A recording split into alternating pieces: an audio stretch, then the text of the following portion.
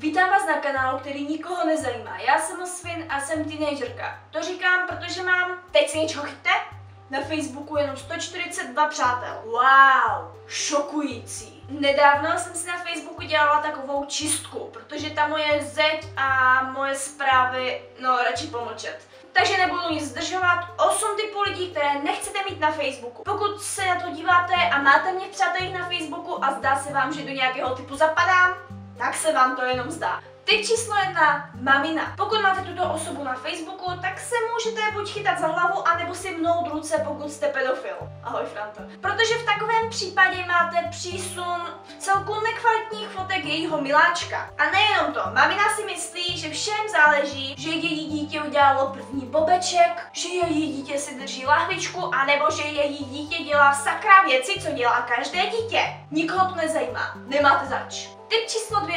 Depkař. Když se podíváte na profil tohoto člověka a chvíli si tam hrabete a díváte se na to, tak vaše nálada bude brzo černější než moje duše. Chci říct nechty?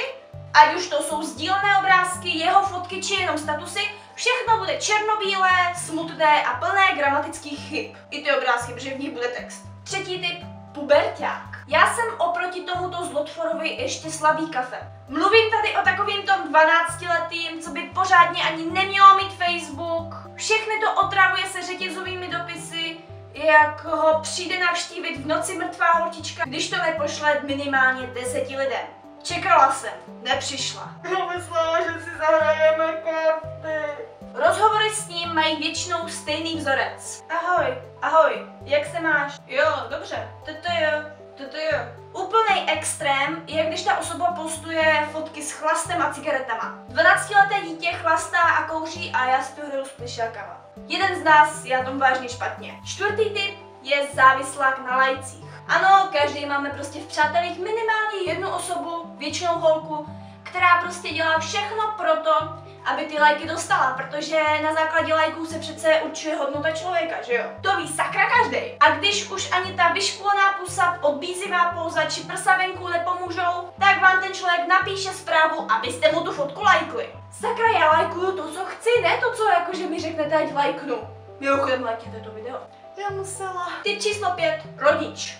Ten váš rodič, ne nějaký cizí. Mít v přátelích rodiče od cizího kamaráda je mnohdy hrozná prdel, protože tihleti lidi mají celkem velkou zásobu fotek z dětství vašich kamarádů.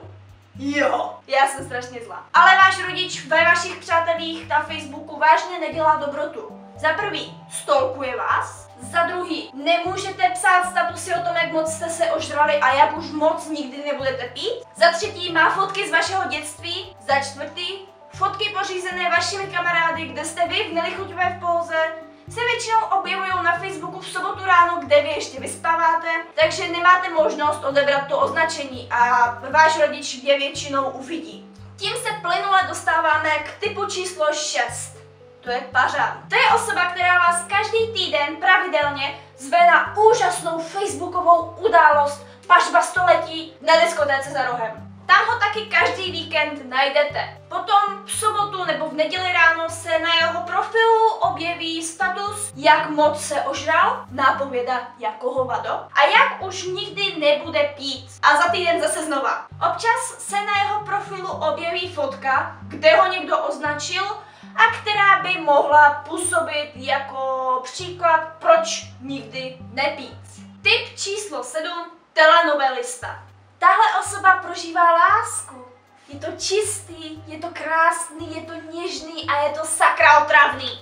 A až děsivě pravidelný. Nejdříve si najdeme nového partnera, novou lásku, se kterou jsme šťastní a jsme tak strašně rádi, že jsme ji poznali. Následně po pevném, silném dvoutýdenním vztahu se už milujeme a už nás nic nemůže rozdělit. Následně zjistíme, že náš vztah se dá pevností přirovnat k domečku z karet a nadáváme na toho debila. Potom si vyléčíme svoje zlomené srdíčko a jdeme hledat jiného. Prožívám to tu tak moc, protože ten člověk o tom neváhá informovat Facebook. A právě proto se nemusím dívat na ty telenovely, ať už mám jakýkoliv důvod se na ně dívat, tak prostě už nemusím, protože tam mám osobu na Facebooku. A já jsem se sakra zamotala.